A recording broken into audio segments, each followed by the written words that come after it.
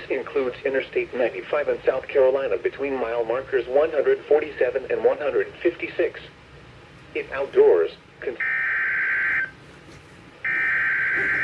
First activation! Let's go!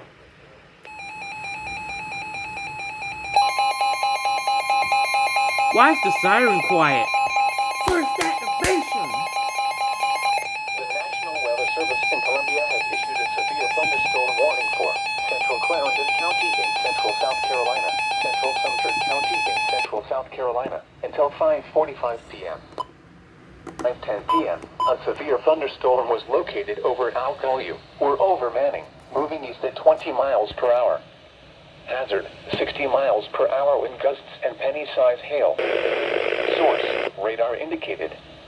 Impact, expect damage to trees and power lines. Locations impacted include Manning, Alcoa, Brogden, Foreston, and Gable. This includes Interstate 95 between mile markers 115 and 132. For your protection, seek shelter inside a sturdy building and stay away from windows.